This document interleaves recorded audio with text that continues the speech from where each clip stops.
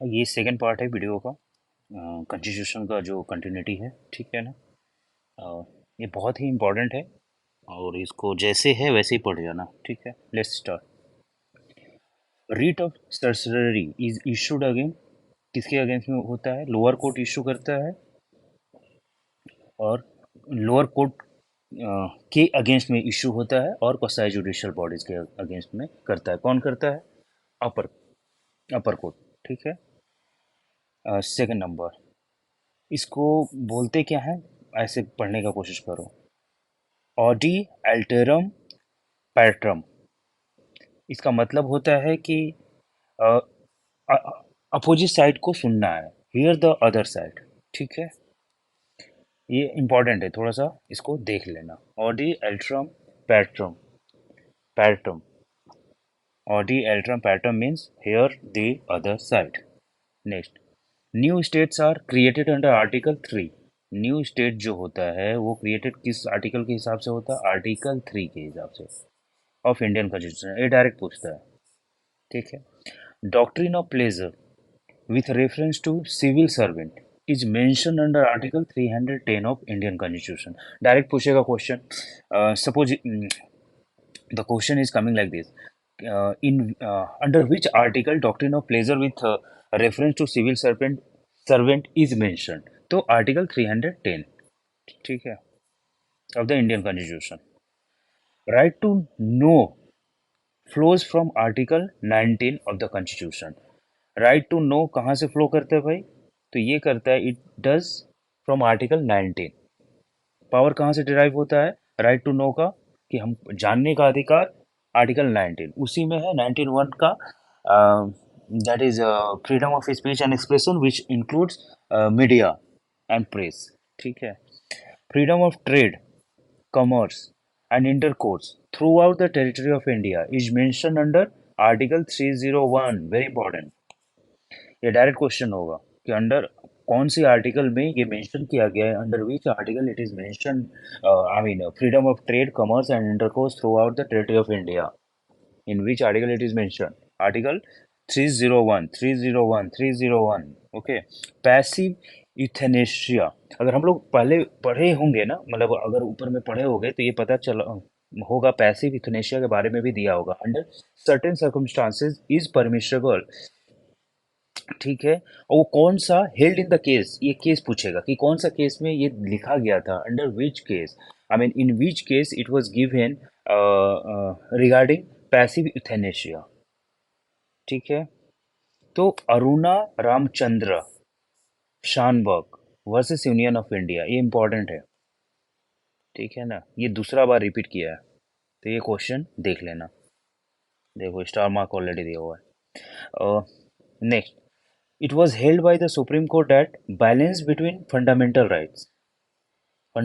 rights and directive principle of state policy is the bedrock and the basic structure of the constitution, in which case, कौन सा case में ये लिखा गया था कि जो सुप्रीम कोर्ट का जो दिया गया है कि ये बैलेंस जो होता है फंडामेंटल राइट और डायरेक्टिव डीपीएसपी, ये जो है बेडरॉक है and the basic structure of the constitution. ये किस केस में? Minerva mills versus union of India, Minerva mills versus union of India, इसमें है। नेक्स्ट, इसको बस पढ़ जाना। मिनर्वा मिल्स किससे है भाई? तो बैलेंस बनाने के लिए बिटवीन कौन कौन सा? Fundamental rights and directive principle of state policy, DPSP, directive principle of state policy, ठीक है। नेक्स्ट, केसी गजापति नारायण दियो, केसी गजापति नारायण दियो वर्सेस स्टेट ऑफ उड़ीसा, इसमें क्या हुआ था? इसमें हुआ था quoted with reference to doctrine of colourable legislation, ठीक है। डॉक्ट्रिन ऑफ कॉलरेबल लेजिस्लेशन जब भी मेंशन होगा तो वो किस में मेंशन किया गया था, कौन सा केस से डिराइव होता है? ये होता है KC Gajapati Narayan Deo versus state of Orissa, ठीक है।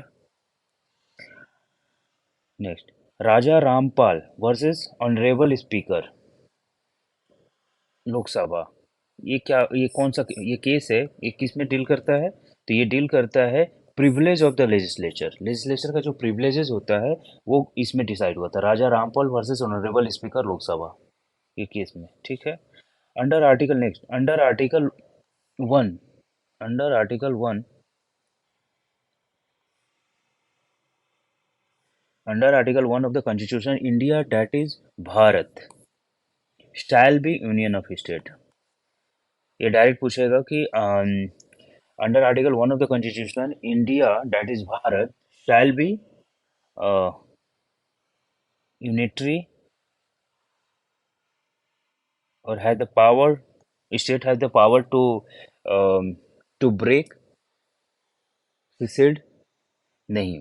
तो ये डायरेक्ट है कि यूनियन ऑफ स्टेट मेंशन है, आर्टिकल 1 में जब पढ़ोगे तो भारत जो लिखा है उसका मतलब है यूनियन ऑफ स्टेट।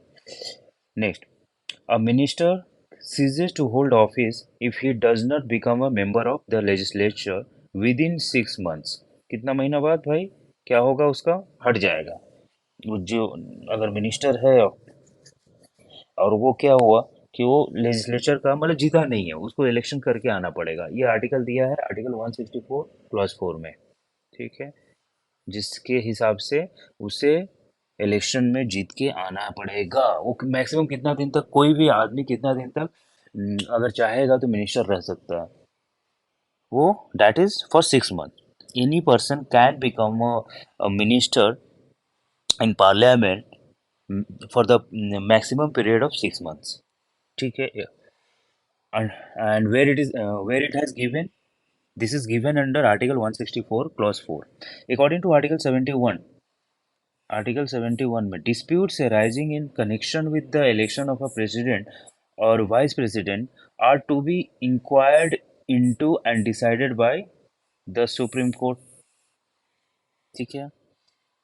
अगर आर्टिकल 71 में जो कि कनेक्शन विथ इलेक्शन, अगर इलेक्शंस के ऑफ, देखो article, according to article 71, article 71 के हिसाब से क्या दिया है आर्टिकल 71 में कि कभी भी अगर कोई भी तरह का डिस्प्यूट अगर राइज होता है और वो भी connection with election of president और वाइस प्रेसिडेंट, ये इंक्वायर कौन कर सकता है, कौन डिसाइड कर सकता है, वो सुप्रीम कोर्ट करेगा, ठीक है।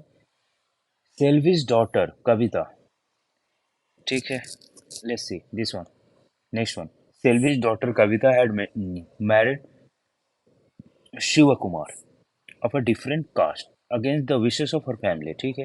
एक सिचुएशन है, देखो इसमें अच्छा लगेगा। Selvi's daughter Kavita had married Shiv Kumar of a different caste against the wishes of her family. Shiv Kumar was brutally killed in 2004 and Selvis and two others become the suspects in the prosecution case depended entirely on the circumstantial evidence. It sought the it sought the court's permission to conduct polygraphy and brain mapping test on the three persons. The court granted permission and the tests were conducted. When the result of the polygraphy test indicated sign of deception, the prosecution sought the court's permission to perform narco analysis on the three persons. The magistrate directed the three to undergo narco analysis. All of them challenged this decision in the Karnataka High Court, but failed to get relief.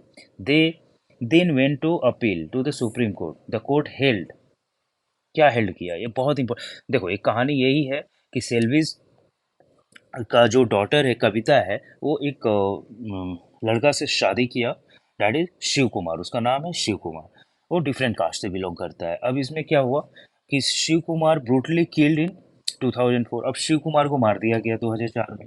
Selvi and two others become the suspect.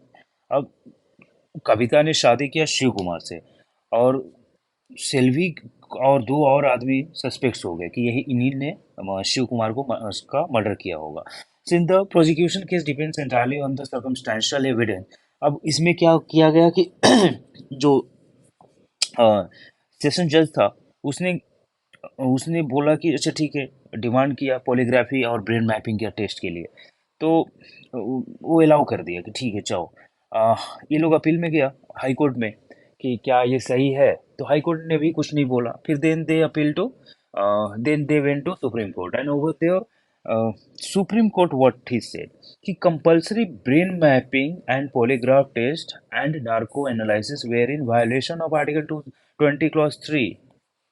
Article 20 Clause 3 का violation है. You cannot do that because fundamental right encroach हो रहा है यहाँ पे. Article 20 Clause 3 and Article 21 of the Constitution right to life. इसका direct violation है. क्या भाई? Brain mapping and polygraph test. Right to privacy भी इसी में आता है, आर्टिकल 21 में ही. तो क्या कर सकते हो? नहीं कर सकते हो उनको. Article next, article 48A and article 51 clause A sub clause G were inserted in the constitution by. ये आर्टिकल 48A और article 51 clause A sub clause G were inserted in the constitution of by. कौन सा amendment में हुआ था? 42nd amendment में. इसको mini constitution भी बोलते हैं. 42nd amendment is also known as mini constitution. ठीक है. Now next, it was held by the supreme court that noise pollution beyond permissible limit cannot be tolerated. ठीक है.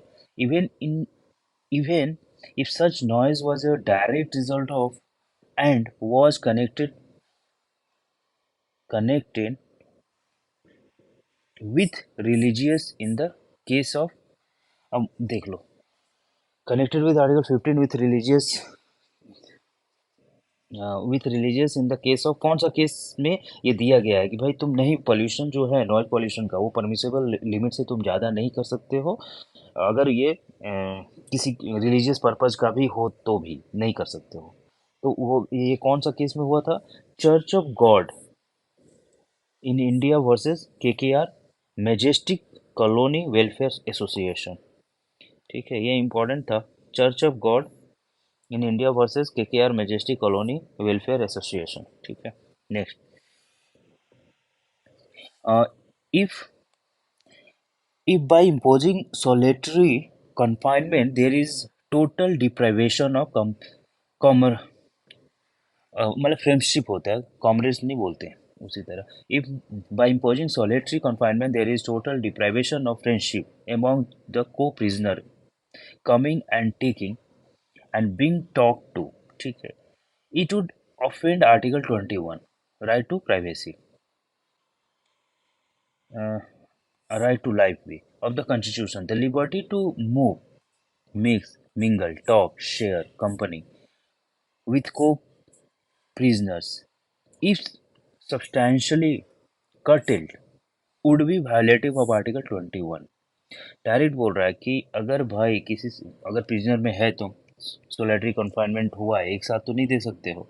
और वो अगर कोई फ्रेंडशिप कर लिया उसमें, और उसमें तुम अगर ऑफेंड कर रहे हो, मतलब को प्रिजनर कमिंग, मतलब बोल रहा है कि एक साथ बात करने नहीं दे रहे हो, या फिर मूव नहीं करने दे रहे हो, मिक्स नहीं करना, मिंगल नहीं, टॉक नहीं, शेयर नहीं, तो ये क्या होता है? ये आर्टिकल 21 का वायलेशन है. और ये किस केस में किया गया था? ये केस में सुनील बत्रा वर्सेस दिल्ली एडमिनिस्ट्रेशन. ठीक है, सुनील बत्रा वर्सेस दिल्ली एडमिनिस्ट्रेशन इसमें था. Sunil Batra versus Delhi administration. Next, equality is a dynamic concept with many aspects and dimension and it cannot be. Equality क्या है? डायनेमिक कंसेप्ट है विद मेनी एस्पेक्ट्स, उसमें होता है. ठीक है. ये क्या नहीं कर सकता? क्रिम नहीं कर सकता, कैबिन नहीं कर सकता, कन्फाइंड नहीं होता. ठीक है. Can not be with in traditional and doctrine ये डॉक्ट्रिनेयर लिमिट्स.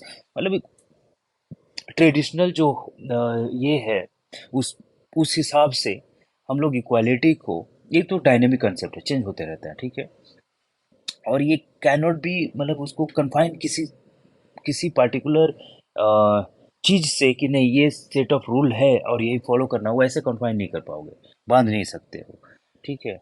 मतलब किसी ट्रेडिशनल और डॉक्ट्रिनरी लिमिट, मतलब पहले का बनाया हुआ जो ये है उससे नहीं बात कर सकते हो. From a positivistic point of view equality is antithetic to arbitrariness.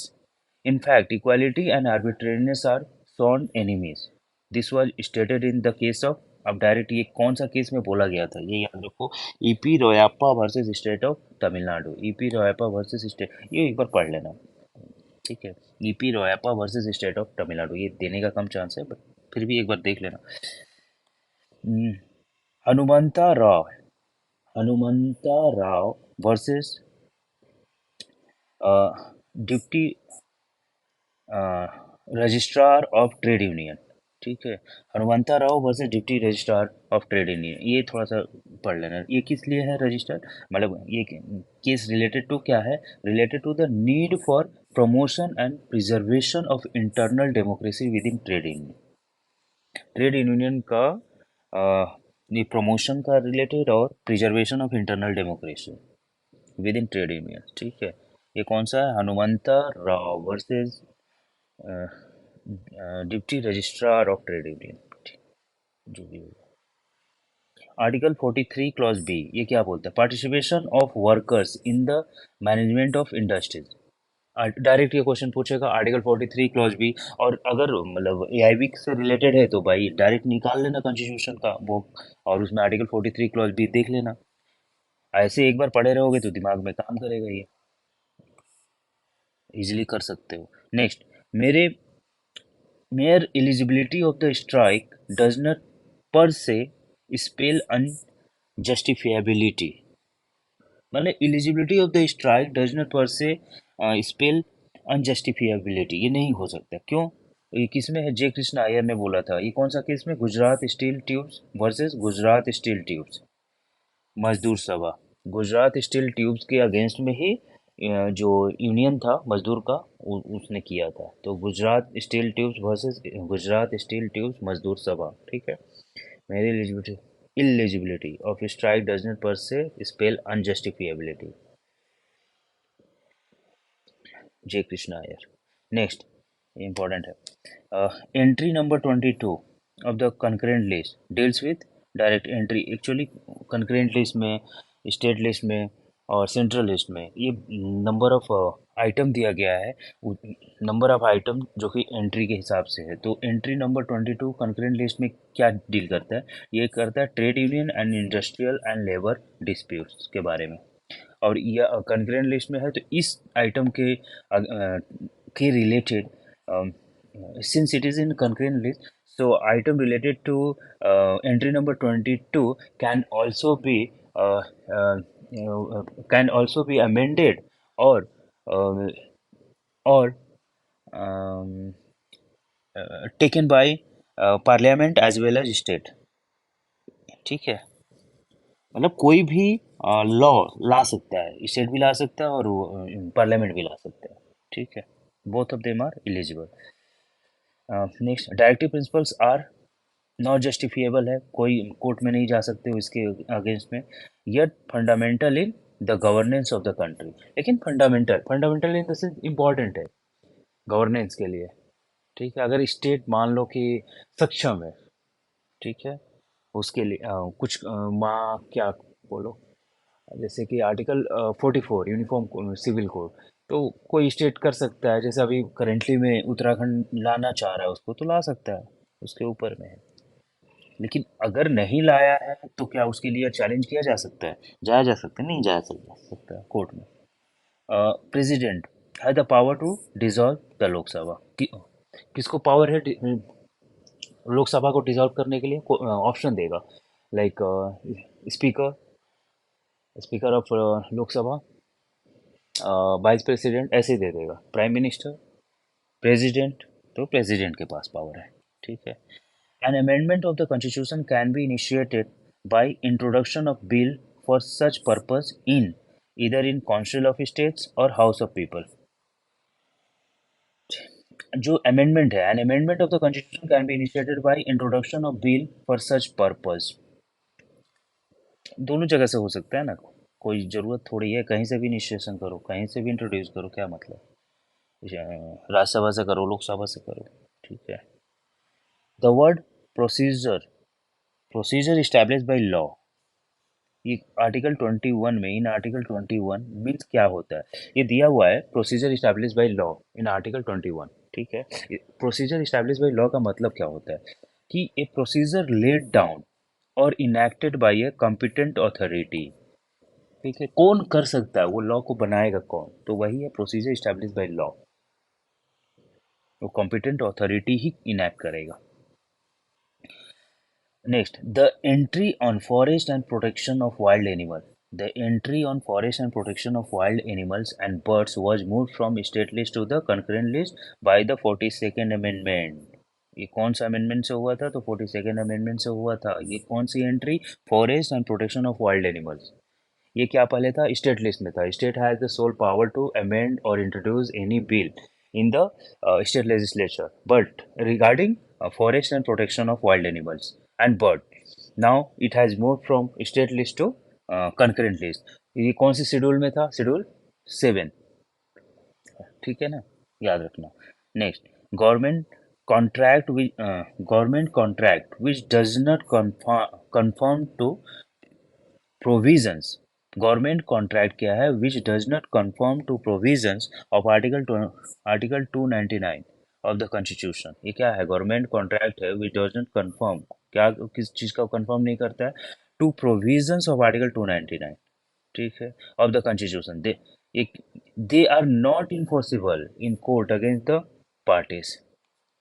समझ गए? आर्टिकल 299 में जो प्रोविजन दिया गया है वो क्यों नहीं इन्फोर्सेबल है?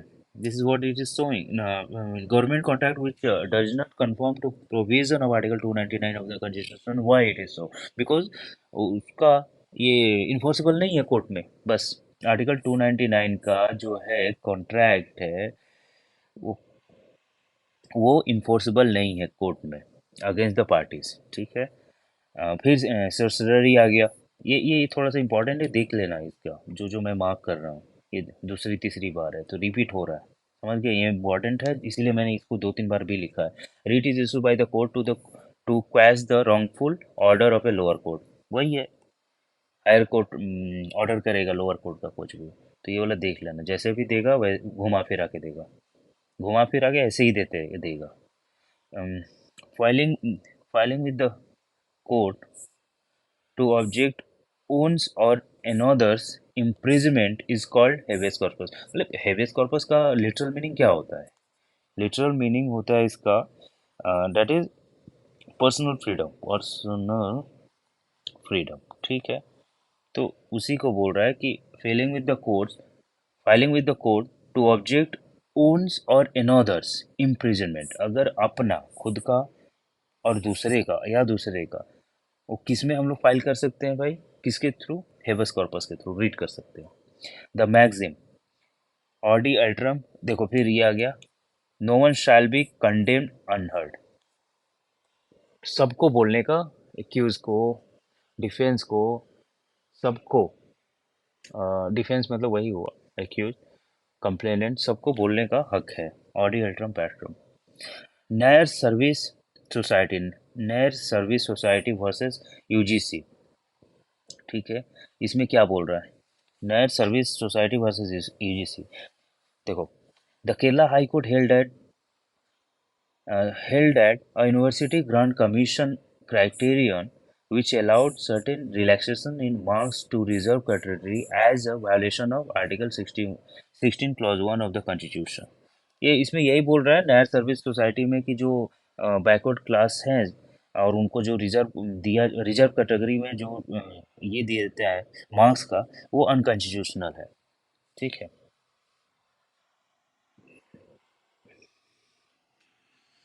The Kerala High Court held that a university grant commission criterion which allows certain relaxation in marks to reserve category as violation of Article 16 clause 1 of the Constitution। ये वायलेट करता है, ये अगेंस्ट में है। Article 16 clause 1 मतलब fundamental right के against में आ रहा है। ये किसने बोला? ये बोला Nair service society versus UGC ने, दो दो 2016, ठीक है, ये केस है। और इसी में बोला कि जो एज रिलैक्सेशन सर्टेन रिलैक्सेशन देते हो मार्क्स में, मार्क्स रिलेटेड, वो गलत है, वो मत दो। Nair service society, the provision relating to abolition of untouchability is given in article 17। ये डायरेक्ट बोलेगा अनटचेबिलिटी किससे रिलेटेड है? आर्टिकल 17 से रिलेटेड है। Abolition of untouchability, the provision relating to abolition of untouchability. Rao versus Rao versus Indira Gandhi, इसमें क्या बोल रहा है? Supreme court judgement action of the Rao versus Indira Gandhi, ठीक है। सुप्रीम कोर्ट जजमेंट क्या बोल रहा है? Action of the president to summon, prorogue prorogue and dissolve either of the house of the parliament shall be unconstitutional if acted without advice of the council of minister। अच्छा, जो मान लो कि dissolve कर रहा है या समन कुछ ये किया, तो उसमें क्या है कि बिना काउंसिल ऑफ मिनिस्टर के प्रेसिडेंट नहीं करता है, वो अनकॉन्स्टिट्यूशनल हो जाता है, ठीक है ना।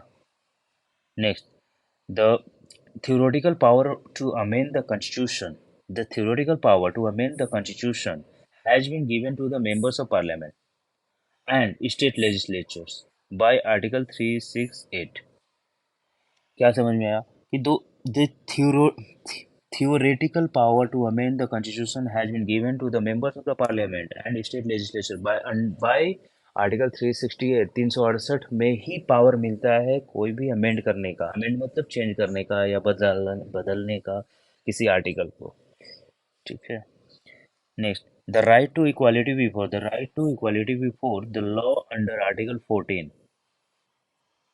the right to equality before the law under Article 14 is subject to the restriction of reasonable classification। क्या है, किसका सब्जेक्ट है? It is related to reasonable classification। Regarding what? The right to equality before the law under Article 14 is subject to the restriction of reasonable classification। Understanding? जो reasonable classification है उसका को ध्यान में रख के ही करना होगा। According to the reasonable classification, one can see this right to equality. When a bill is passed by the parliament and the president, तभी वो लॉ हो जाता है, it becomes law। जो बिल बन जाता है, पास होता है पार्लियामेंट और उसके बाद प्रेसिडेंट से, तो लॉ होता है, उसको लॉ बोलते हैं। एक्स ऑफिशियो क्या होता है ये देखो। एक्स ऑफिशियो का रेफर कैसे करते हैं? It refers to an authority derived from official character merely expressly conferred not upon rather individual character but annexed to official position। जैसे वाइस प्रेसिडेंट को क्या बोलते हैं? Ex officio, chairman. हाँ वाइस प्रेसिडेंट तो वही है। The Supreme Court refused to grant remedy under Article 32। The Supreme Court refused to grant remedy under Article 32। क्या चीज़ में? अगर डिले कर दिए, malicious signature है, infractuous petition अगर बनाए हो तो ये रिफ्यूज कर देगा, बात मतलब रीड नहीं होगा इस पे। In the government of India act 1935 इसमें क्या हुआ है? Subjects are included in concurrent list. कौन कौन सा सब्जेक्ट जो था वो इंक्लूड है कंकरेंट लिस्ट में? 1935 में गवर्नमेंट ऑफ इंडिया में मैरिज था, डिवोर्स एंड आर्बिट्रेशन था, criminal law and procedure, this three. I mean more than this, but ऐसे ही पूछेगा। The provision of establishing public service commission is made under article 315 में दिया गया है। किसके बारे में प्रोविजन? पब्लिक सर्विस कमीशन को इस्टेब्लिश करने के लिए। 315 इसी आर्टिकल से UPSC union public service commission भी वर्क करता है। Right to personal liberty includes, personal liberty क्या इंक्लूड करता है? Right against custodial violence, yes. Right of under trial to separate them from convicted. अगर कोई जेल में रख रहे हैं और जैसी है जुडिशियल कस्टडी मिला हुआ है तो एक साथ नहीं रख सकते, जो अंडर ट्रायल है और जो कन्विक्टेड है, ठीक है। Right against public hanging, public hanging भी नहीं कर सकते हैं। तो राइट टू पर्सनल लिबर्टी ये सारा इंक्लूड करता है। Supreme the supreme commander of the defence force of India is president, ठीक है। प्रेसिडेंट क्या है? सुप्रीम कमांडर है किसका? डिफेंस फोर्सेस का इंडिया में। Retirement age of supreme court जज 65 ईयर्स, ठीक है। Right to property is the legal right, not a fundamental right, पहले लीगल राइट। 300 ए में कर दिया। हाँ 301, इसको देख लेना एक बारी आर्टिकल में। In Maneka Gandhi case, it was observed that in Maneka Gandhi case, it was observed that right to go abroad is within the ambit of Article 19, Article 19 Clause A, Clause 1, Subclause A, but the confiscation of passport is not in accordance to the law, ठीक है। देखो right to go abroad within the ambit of article 19 clause 1 sub clause A है, but the confiscation of passport is not in accordance to the law. वो नहीं कर सकते हो तुम, उसको रख नहीं सकते, सीज नहीं कर सकते। रीजनेबल रिस्ट्रिक्शन,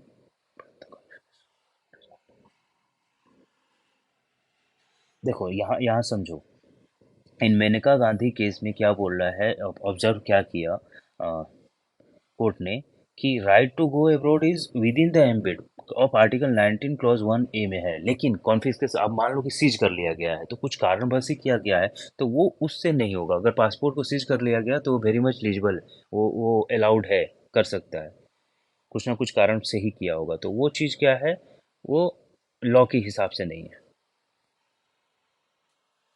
ठीक है। Next, reasonable restriction can be impose on the right of free movement. ये रीजनेबल रिस्ट्रिक्शन इसमें दिया जा सकता है। अब कोई आ रहा है डिग्निटरी, जैसे G20 में अभी आ रहे हैं, तो रीजनेबल रिस्ट्रिक्शन लगेगा मूवमेंट के लिए, नहीं जा सकते हो। ठीक है। In the interest of general public का। Next, only citizen can claim articles 15, 16, 19, 29 and 30। ये कितना है, एक दो तीन चार पाँच। ठीक है, 15, 16 ये सिर्फ किसके लिए है, सिटीजन के लिए। 15, 16, 19, 29, 30। Next, clause 3 of article 20, sub clause है। 1 of the Indian Constitution says that accused person shall be compelled to be a witness against himself. That no accused person, ये याद रखना, कोई भी अपने अगेंस्ट में विटनेस नहीं दे सकता है, कंपेल नहीं किया जा सकता है। Indira Indira Sawhney versus union of India, ये क्या बोल रहा है, इंडिया सहाने, इंदिरा सहाने, ये बहुत ही है, मंडल कमीशन इसी को बोलते हैं, मंडल कमीशन के, इसी में रिजर्वेशन का कहानी आया था, popularly known as Mandal commission. Indira Sawhney versus union of India, ये इंपॉर्टेंट है, पढ़ लेना। Due to the outcome of this case, slum dwellers were benefited, क्या, कौन सा case, due to the outcome of this case slum dwellers, जो स्लम ड्वेलर्स थे वो क्या बेनिफिट किए, कौन सा केस था, Olga Tellis versus Bombay municipal corporation, उनको इस केस में फायदा पहुंचाया गया। ठीक है। ओल्गा टेलीस करके 3 बार बोलो, ऑटोमेटिकली याद हो जाएगा। Supreme court in SP Gupta versus union of India, SP Gupta versus union of India important है। इसमें क्या दिया सुप्रीम कोर्ट ने, एसपी गुप्ता वर्सेस यूनियन, जजेस का ट्रांसफर का कंडीशन दिया है। Next, Vishakha versus state of Rajasthan case is related to, Vishakha versus state of Rajasthan important case था, जो वर्क प्लेस में सेक्सुअल हरासमेंट होता है उसके रिलेटेड गाइडलाइंस आया था। आर्टिकल 361 प्रोवाइड्स क्या, protection and immunity to the president and governors from being prosecuted in courts, बहुत इंपॉर्टेंट है। आर्टिकल 361 में ही दिया गया है कि प्रोटेक्शन दिया है। एडीएम जबलपुर वर्सेस शिवकांत शुक्ला, इसमें क्या है, landmark habeas corpus petition was filed during emergency, emergency के समय में जो लैंडमार्क पिटीशन जो दिया गया था, वो एडीएम जबलपुर वर्सेस शिवकांत शुक्ला ने किया था। Supreme court decided in S R Bommai versus union of India, S R Bommai versus union of India, ये relating to the president rule in state, बस, S R Bommai versus union of India relating to the president rule in state,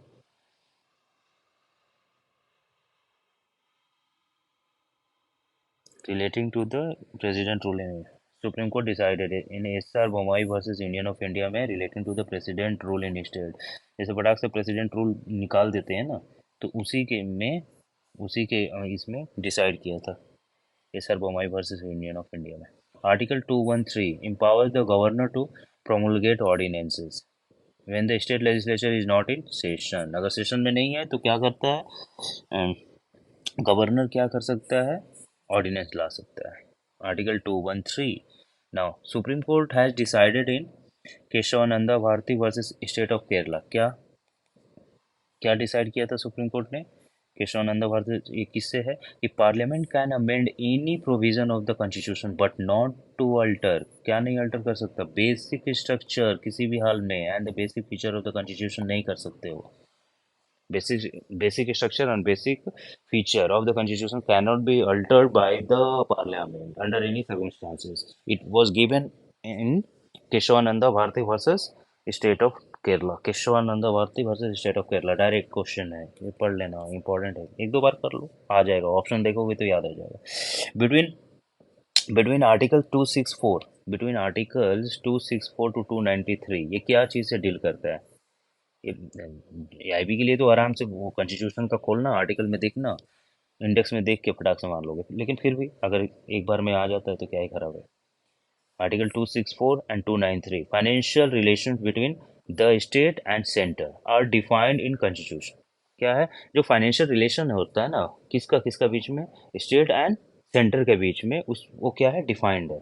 ये article 264 से लेकर 293 तक relationship regarding financial, किसमें, between centre and constitution, centre and state.